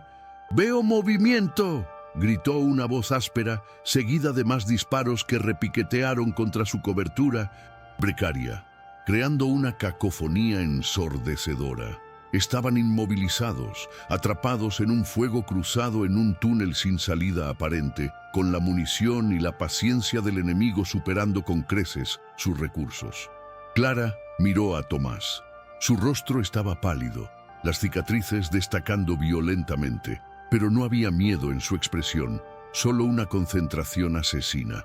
Hay un conducto de desagüe a 10 metros, detrás de esos barriles, dijo Tomás al oído de Clara, gritando sobre el ruido de los disparos. Es estrecho, tendrás que empujarme. Sin dudarlo, Clara agarró una piedra del suelo y la lanzó lejos, hacia el otro lado del túnel, provocando un ruido metálico que atrajo el fuego enemigo por unos segundos vitales. ¡Ahora!, gritó ella, agarrando el brazo de Tomás y corriendo agachada hacia la apertura oscura en la pared de roca. Se deslizaron dentro del conducto justo cuando las balas empezaron a morder el suelo donde habían estado segundos antes, arrastrándose sobre codos y rodillas a través de un tubo claustrofóbico que olía a rata muerta y desesperación química. El conducto ascendía en un ángulo pronunciado, obligándolos a luchar contra la gravedad y el agotamiento muscular que quemaba sus extremidades como fuego líquido. Clara iba detrás empujando los pies de Tomás cuando resbalaba, sintiendo la textura de sus botas gastadas contra sus manos, una conexión física constante que le recordaba por qué estaba luchando. La oscuridad allí dentro era total, asfixiante, y el sonido de su propia respiración sonaba como un rugido en el espacio confinado. Podía oír a los hombres de Don Elías gritando frustrados al otro lado de la entrada, debatiendo si enviar a alguien tras ellos o buscar otra ruta, ganando un tiempo precioso pero finito. La sensación de estar enterrada viva, de reptar por las entrañas de la tierra como un gusano, amenazaba con quebrar su psique, pero la imagen de la placa de policía en su bolsillo le daba fuerzas para seguir trepando. Salieron del conducto en un nivel superior de la mina, una sala de máquinas enorme y cavernosa donde antiguos generadores diésel yacían en silencio como bestias dormidas cubiertas de óxido y telarañas. La luz de la luna se filtraba a través de grietas en el techo alto, creando columnas de iluminación fantasmal que apenas disipaban las sombras profundas de las esquinas. Clara ayudó a Tomás a ponerse de pie. Ambos estaban cubiertos de una mezcla de lodo, grasa y sangre, irreconocibles como seres civilizados, transformados en espectros de la venganza. Tomás se tambaleó, apoyándose en una barandilla, y Clara vio sangre fresca manchando su costado. Una de las balas, o quizás una roca afilada, lo había herido durante la huida. Una herida que él había ocultado para no frenarla. «Estás herido», dijo Clara con horror, intentando inspeccionar la herida, pero él la apartó suavemente con una urgencia febril. «No importa, es superficial. Escucha». Tomás levantó una mano, pidiendo silencio absoluto.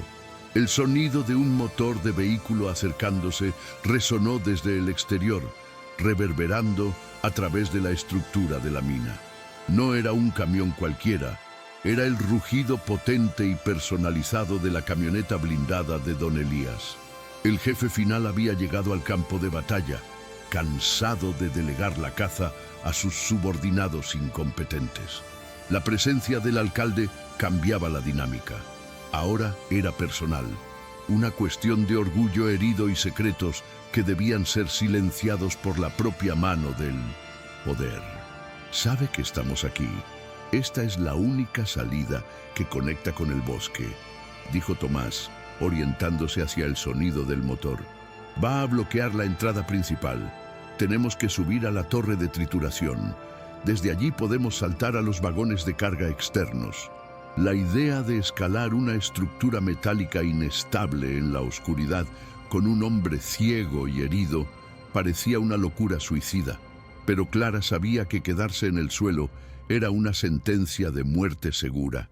Comenzaron a moverse entre las máquinas, utilizando las sombras como escudo, avanzando hacia la escalera de hierro en espiral que se alzaba hacia la oscuridad del techo como una columna vertebral de metal oxidado. Mientras subían, el metal de la escalera gemía bajo su peso, cada chirrido sonando como una alarma que anunciaba su posición a todo el complejo. Clara iba delante ahora, guiando las manos de Tomás hacia los barandales seguros, advirtiéndole sobre los escalones faltantes. La altura comenzaba a ser vertiginosa. Abajo, el suelo de la sala de máquinas se veía lejano y duro, una promesa de muerte instantánea si resbalaban. De repente, una puerta se abrió con un estruendo metálico en el nivel inferior, y 3 haces de luz potentes inundaron la sala, barriendo frenéticamente las pasarelas y las máquinas buscando a los fugitivos. ¡Arriba! ¡Están en la escalera!, gritó una voz, y el sonido de balas rebotando contra el metal de la estructura resonó como campanas infernales. Clara se agachó, instintivamente las balas silbando peligrosamente cerca, y tiró de Tomás para que se pegara a los escalones. Estaban expuestos, blancos, fáciles en una galería de tiro vertical. Tomás, sin embargo, no se encogió. Sacó algo de su bolsillo, un frasco de vidrio pequeño que había tomado de su cabaña, lleno de un líquido aceitoso y trapos. ¡Fuego!, gritó, encendiendo el trapo con un mechero viejo y lanzando el cóctel Molotov improvisado hacia abajo, hacia los generadores diésel antiguos que aún contenían restos de combustible y aceite. El frasco se rompió con un estallido cristalino, y una bola de fuego rugió instantáneamente, alimentándose de los residuos inflamables y creando una barrera de humo negro y calor que cegó a los tiradores de abajo. Aprovechando el caos y los gritos de sorpresa de los sicarios, Clara y Tomás reanudaron su ascenso frenético, tosiendo por el humo acre que ascendía rápidamente por el hueco de la escalera. El fuego no solo era una distracción, era un arma de doble filo que amenazaba con asfixiarlos o derretir la estructura si no se movían rápido. Llegaron a la plataforma superior, jadeando, con los pulmones ardiendo y los ojos llorosos. Frente a ellos, una pasarela colgante se extendía hacia la torre de trituración externa, oscilando precariamente en el viento nocturno que entraba por la abertura en la pared de la montaña. Era un puente de pesadilla, similar al que Clara había cruzado al inicio, pero esta vez de metal y suspendido sobre maquinaria trituradora industrial. «No puedo ver el final. ¿Está intacta?», preguntó Tomás, tanteando el aire con su bastón, sintiendo la vibración del metal bajo sus pies. Clara miró hacia el abismo. La pasarela tenía secciones donde la rejilla del suelo había desaparecido por completo, dejando agujeros mortales. «Faltan partes. Tendrás que saltar donde yo te diga», respondió ella, su voz temblando por el vértigo, pero firme en su resolución. «Confío en ti, pajarita. Eres mis ojos», dijo él, apretando Manu. Ese apodo, dicho en medio del infierno, le dio a Clara una fuerza sobrenatural. Comenzaron a cruzar, paso a paso, coordinando sus movimientos en una danza de confianza absoluta sobre el vacío. A mitad de camino, la puerta de acceso a la pasarela detrás de ellos se abrió de una patada. Un hombre enorme, con el rostro cubierto por una pañoleta y armado con una escopeta, salió a la plataforma. No disparó inmediatamente, sabiendo que el retroceso o el daño a la estructura podría matarlos a todos, pero comenzó a avanzar por la pasarela, haciendo que toda la estructura se balanceara violentamente. «¡Fin del camino, viuda!», rugió, su risa resonando sobre el ruido del viento y el fuego lejano. Clara gritó, casi perdiendo el equilibrio, pero Tomás se detuvo. Soltó la mano de Clara y se giró para enfrentar al atacante, bloqueando el camino con su cuerpo. «Sigue, Clara, corre a la torre», ordenó Tomás, empuñando su bastón de roble como un arma medieval. «No te dejaré», gritó ella, paralizada por el terror de perderlo de nuevo. «Vete, necesito espacio para moverme», insistió él, su oído enfocado en los pasos pesados del sicario sobre el metal. El hombre cargó contra el ciego, confiado en su ventaja, balanceando la culata de la escopeta para derribarlo. Pero subestimó al monstruo. Tomás se agachó bajo el golpe, guiado por el sonido del aire cortado, y barrió las piernas del hombre con su bastón, golpeando la rodilla con una precisión anatómica brutal. El sicario gritó y cayó, su peso haciendo crujir la pasarela oxidada. El hombre, furioso y dolorido, intentó levantar el arma desde el suelo, pero Clara, impulsada por un instinto protector salvaje, arrancó un trozo de barandilla suelta y lo lanzó con todas sus fuerzas. El metal golpeó al hombre en el hombro, desestabilizándolo justo cuando intentaba incorporarse. El sicario resbaló por uno de los agujeros del suelo de la rejilla, quedando colgado por los dedos, su escopeta cayendo al vacío silencioso. Tomás, guiado por el sonido del metal chirriando y la respiración agitada del hombre, levantó su bota y pisó con fuerza los dedos del asesino sin piedad. Sin duda, el hombre cayó gritando hacia la oscuridad de la maquinaria abajo, su grito cortándose abruptamente con un golpe seco y definitivo. Clara corrió hacia Tomás y lo abrazó, temblando violentamente, la realidad de la violencia que acababan de cometer, golpeándola con retraso. Habían matado a un hombre. La bibliotecaria y el contable se habían convertido en asesinos para sobrevivir. «Vamos, no ha terminado», dijo Tomás, respirando con dificultad, apoyándose pesadamente en ella.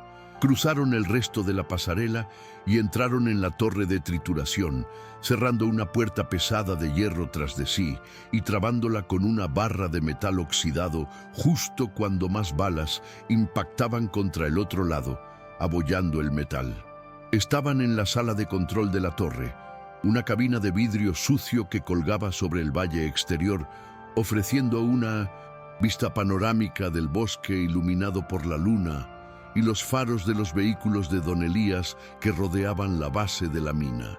Estaban atrapados en lo alto, sin salida evidente. El único camino hacia abajo era una cinta transportadora de mineral que descendía vertiginosamente hacia los camiones de carga, una rampa suicida de goma y rodillos de acero. Tomás se deslizó hasta el suelo, agotado, la mancha de sangre en su costado creciendo alarmantemente. Clara se arrodilló a su lado, presionando su bufanda contra la herida, sus manos manchadas de rojo bajo la luz pálida. «Estamos rodeados, Tomás. Hay luces por todas partes abajo», susurró Clara, mirando a través del vidrio roto, sintiendo que la esperanza se escapaba como arena entre los dedos. La fortaleza de Don Elías parecía inexpugnable, su control sobre el terreno absoluto. «No necesitamos salir, necesitamos que ellos entren», murmuró Tomás con una sonrisa débil y dolorosa. «Esta torre tiene un sistema de megafonía usaban antiguo para las alertas de emergencia. Si funciona, podemos hacer que todo el pueblo escuche la verdad antes de que nos maten». Señaló hacia un panel de control lleno de polvo y botones analógicos. Clara miró el panel y luego a Tomás. Entendió el plan. No era una huida, era un último acto de desafío. Si iban a morir esa noche, se asegurarían de que su muerte no fuera en silencio. Conectó los cables sueltos del micrófono con manos temblorosas, mientras el sonido de sopletes cortando la puerta de hierro a sus espaldas comenzaba a llenar la pequeña cabina con un ruido de chispas y metal fundido. El tiempo se había acabado. La carrera había terminado y ahora solo quedaba la última resistencia.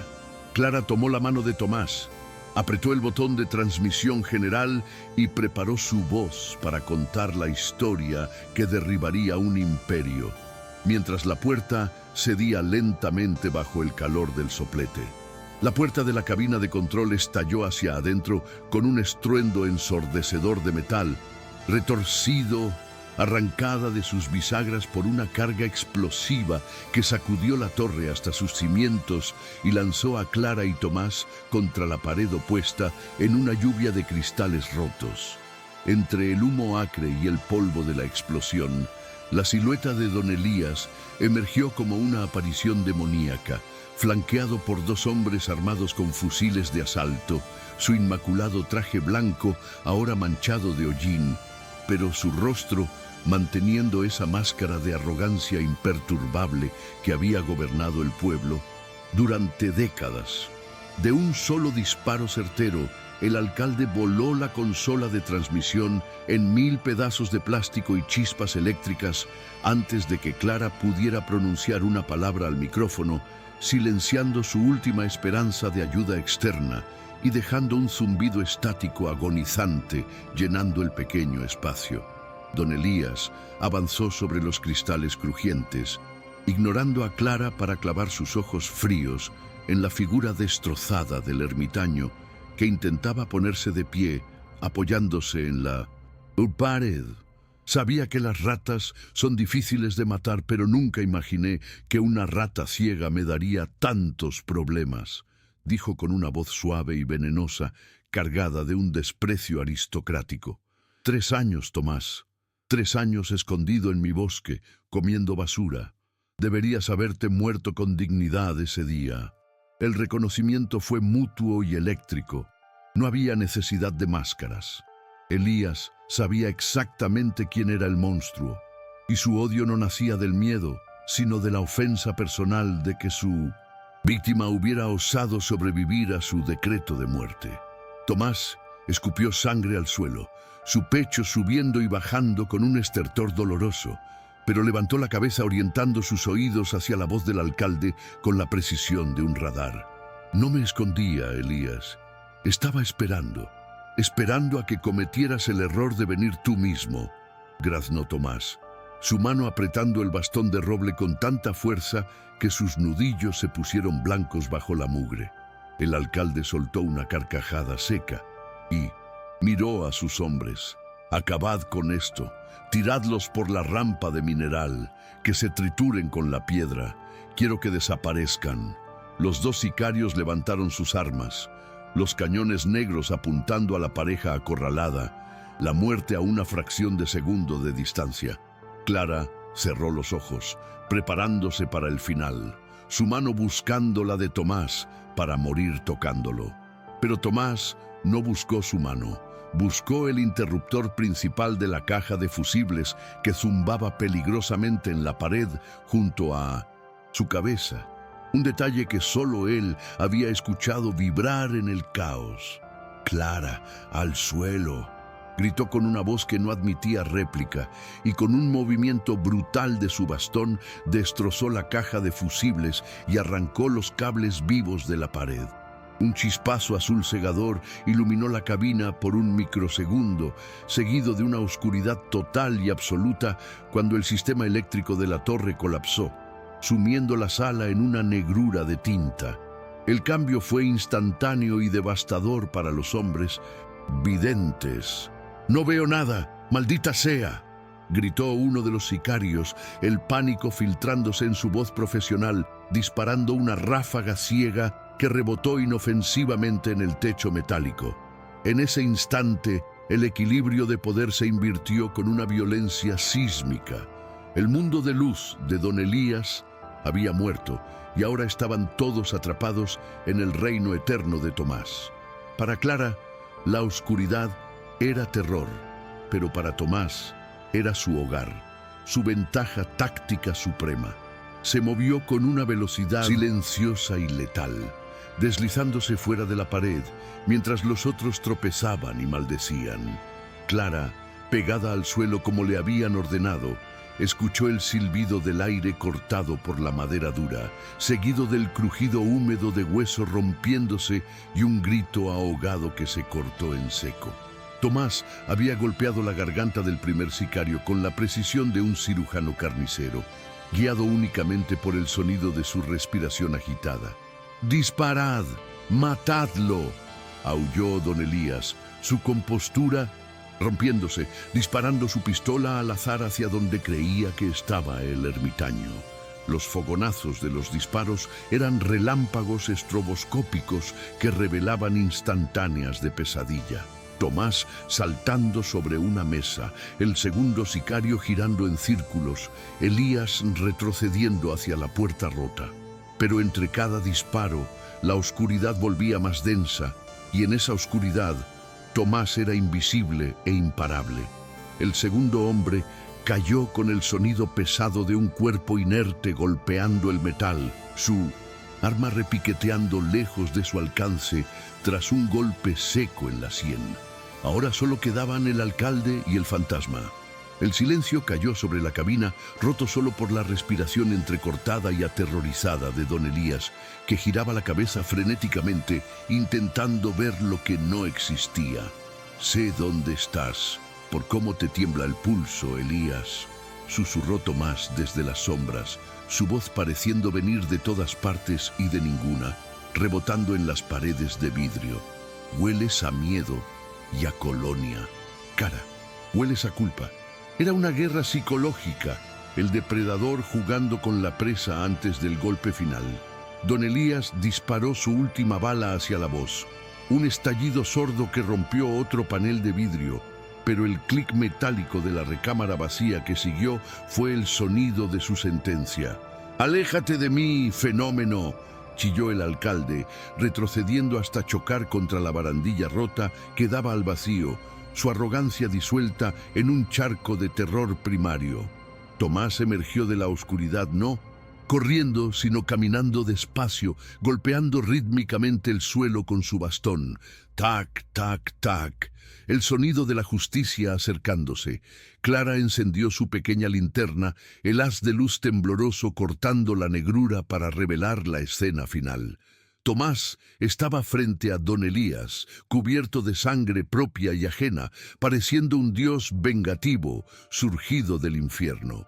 Elías, con los ojos desorbitados, intentó sacar un cuchillo de su bota, pero Tomás fue más rápido. Con un movimiento fluido, enganchó el cuello del alcalde con la curva de su bastón y lo atrajo hacia sí, golpeándole la muñeca para desarmarlo y estampándolo contra el marco de la ventana rota con una fuerza que hizo crujir las costillas del hombre de blanco. «Esto es por los que enterraste en el bosque», gruñó Tomás, presionando el bastón contra la garganta de Elías, asfixiándolo lentamente. «Esto es por los niños enfermos, y esto es por mi esposa». Tomás no lo mató con un golpe rápido, lo obligó a mirar sus cuencas, vacías, obligándolo a ver el horror que él había creado. Elías pataleaba, arañando las manos del ciego, sus ojos inyectados en sangre suplicando una piedad que él nunca había otorgado a nadie. «¡Tomás, no!», gritó Clara, poniéndose de pie y corriendo hacia ellos. «No te conviertas en él, ya lo tenemos las pruebas». Su voz atravesó la niebla roja de furia de su esposo. Tomás se detuvo, su respiración ronca, el bastón temblando contra la garganta del alcalde. Si lo mataba ahora sería justicia, pero también sería asesinato. Si lo entregaba, sería la victoria de la ley que Tomás había jurado defender una vez. Tomás soltó a Elías, dejándolo caer al suelo como un saco de basura, tosiendo y boqueando por aire. «Tienes razón», susurró Tomás, su fuerza abandonándolo de repente, apoyándose pesadamente en la pared. «Que se pudra en una celda. Eso le dolerá más que la muerte». Elías, viendo una oportunidad en la debilidad del ciego, intentó levantarse para atacar de nuevo, pero Clara, impulsada por una furia fría, le propinó una patada brutal en la cara con su bota de montaña. noqueándolo instantáneamente y enviándolo de vuelta al suelo inconsciente. La adrenalina se disipó, dejando paso al dolor y al agotamiento absoluto. El silencio volvió a la torre, pero esta vez era un silencio de victoria, roto solo por el viento que silbaba a través de los cristales rotos. Clara corrió hacia Tomás, quien se había deslizado hasta el suelo, pálido como la cera, con la mancha de Mnumzetchin. Sangre en su costado, expandiéndose rápidamente sobre sus harapos. La batalla había terminado. El monstruo había sido derrotado, pero el precio de la victoria comenzaba a hacerse visible bajo la luz cruel de la linterna. Tomás había ganado la guerra, pero su cuerpo estaba perdiendo la batalla por la vida. El amanecer rompió sobre las montañas con una lentitud solemne, filtrando sus primeros rayos de luz dorada a través de los cristales destrozados de la torre de control, iluminando el polvo en suspensión como si fuera polvo de estrellas cayendo sobre un campo de batalla silencioso.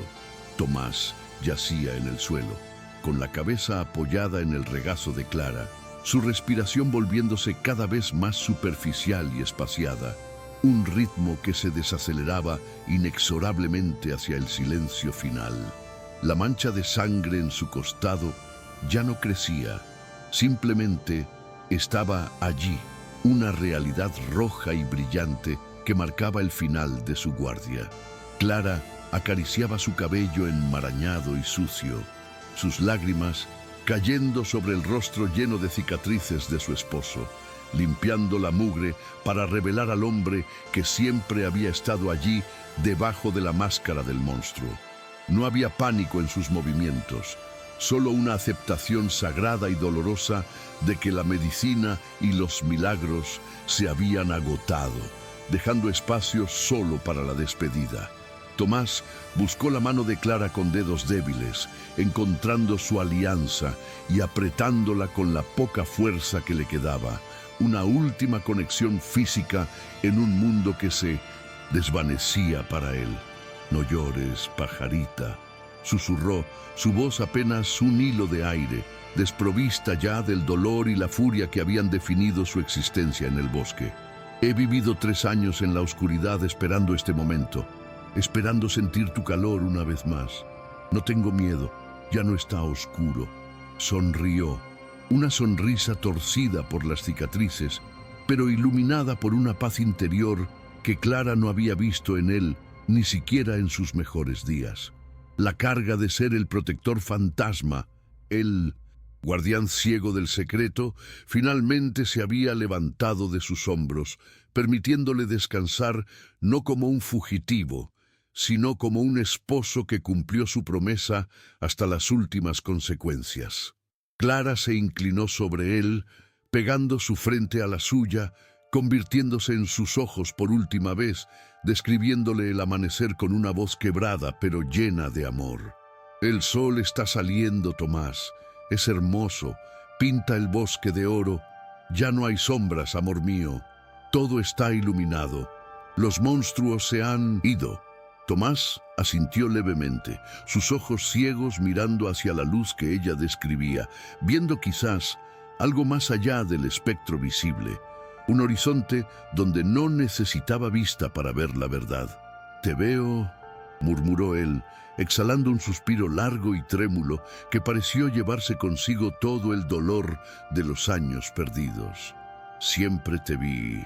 Y con esa última confesión de amor eterno, su pecho se detuvo, quedándose quieto bajo la mano de Clara, su rostro relajándose en una expresión de serenidad absoluta que la muerte no pudo arrebatarle. El sonido de las sirenas comenzó a llenar el valle abajo, un coro distante de justicia tardía que ascendía hacia la mina, pero para Clara el mundo se había reducido al cuerpo inerte en sus brazos. No gritó. El dolor era demasiado profundo para el ruido. Simplemente abrazó a Tomás, meciéndolo suavemente mientras el sol inundaba la cabina, bañando a los amantes reunidos en una luz purificadora. Había perdido a su esposo por segunda vez, pero esta muerte Era diferente. No era un vacío lleno de dudas y mentiras, sino un cierre heroico y verdadero. Tomás no había huido, había luchado, había amado y había muerto libre. Clara sintió que una parte de ella moría con él, la parte temerosa y frágil, pero en su lugar nacía algo indestructible, forjado en el fuego de esa noche interminable. Horas más tarde, el caos controlado de la ley descendió sobre el lugar. Agentes federales, alertados por la explosión y el fuego, tomaron el control de la mina, encontrando el cuaderno de Tomás y las fotos en el bolsillo de Clara como un testamento irrefutable de la corrupción. Don Elías fue sacado de la torre esposado, arrastrado frente a las cámaras y a la gente del pueblo que se había congregado, su traje blanco roto y sucio, despojado de su poder y su dignidad, reducido a un criminal común bajo la mirada fría de sus antiguos súbditos. Clara observó la escena desde la ambulancia, cubierta con una manta térmica, con la mano manchada de sangre seca, todavía aferrada a la placa de policía de Tomás. No sintió alegría, solo un equilibrio frío. La balanza del universo se había reajustado, pagada con la moneda más cara posible. El funeral de Tomás, una semana después, no fue el evento clandestino y vergonzoso de hace 3 años. El pueblo entero asistió, llenando el cementerio no por curiosidad morbosa, sino por respeto genuino al hombre que había vivido en el infierno para salvarlos a todos. Clara estaba de pie frente a la tumba abierta, sin velo negro que ocultara su rostro, mostrando las cicatrices y rasguños en su piel como medallas de honor. Cuando el ataúd descendió, esta vez conteniendo el cuerpo verdadero de su héroe, ella no lanzó tierra, sino que dejó caer el mapa de piel curtida sobre la madera.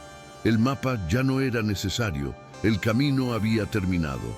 La leyenda del bosque oscuro se enterraba con él y la verdad quedaba plantada en la memoria colectiva como un árbol nuevo y fuerte. La última imagen fue la de Clara parada frente al puente del diablo.